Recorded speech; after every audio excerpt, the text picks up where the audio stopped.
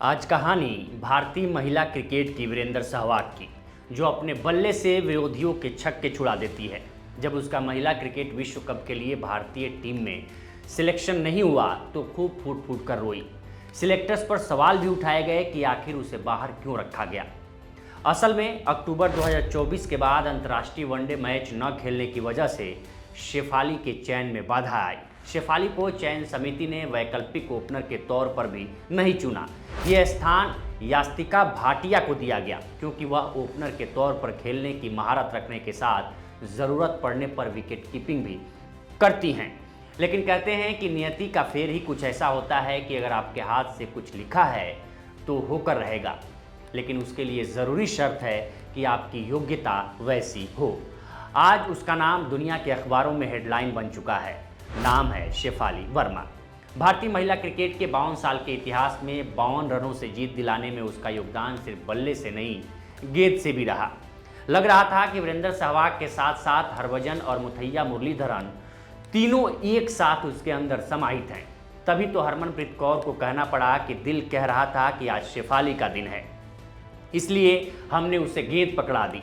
शेफाली ने फाइनल मुकाबले में 87 रन के साथ 2 महत्वपूर्ण विकेट भी अपने नाम किए और फाइनल मैच में प्लेयर ऑफ द मैच हासिल कर इतिहास रच दिया।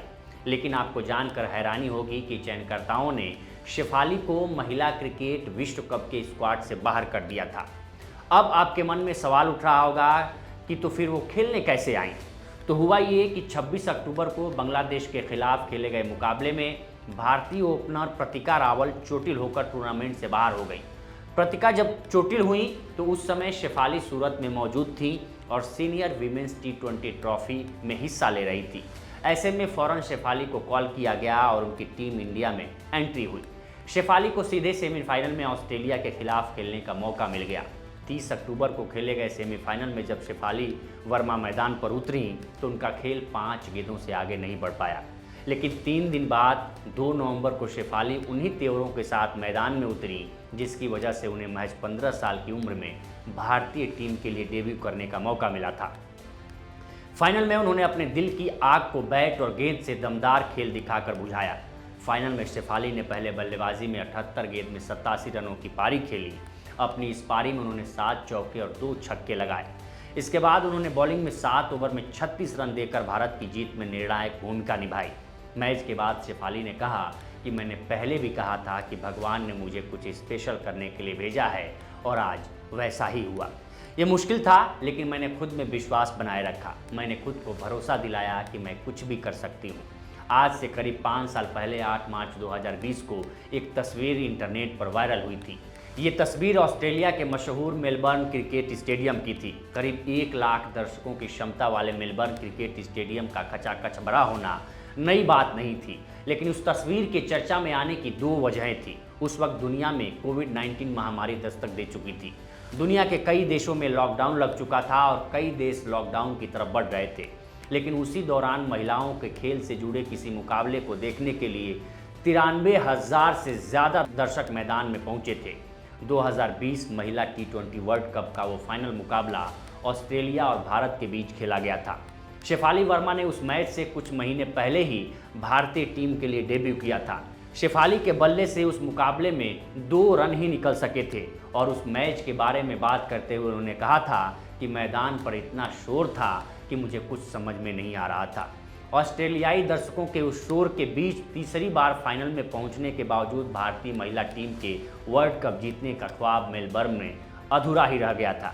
लेकिन 5.5 साल बाद रविवार 2 नवंबर को शायद ये दूसरा मौका था जब महिला क्रिकेट के किसी मुकाबले में स्टेडियम तकरीबन खचाखच भरा था। मैच से पहले मैदान के बाहर दर्शकों की लंबी लंबी लाइनों की तस्वीरें महिला क्रिकेट में बदलाव की कहानी को बयां कर रही थी। बारिश की वजह से मैच 2 घंटे देरी से शुरू हुआ, लेकिन ये बदलाव इतना खास था कि बारिश के बीच जब जब भी कैमरा दर्शकों की तरफ गया तो मैदान पर दूर दूर तक एक भी सीट खाली नजर नहीं आई और रात होते होते शेफाली वर्मा ने मानो वक्त को बदल दिया।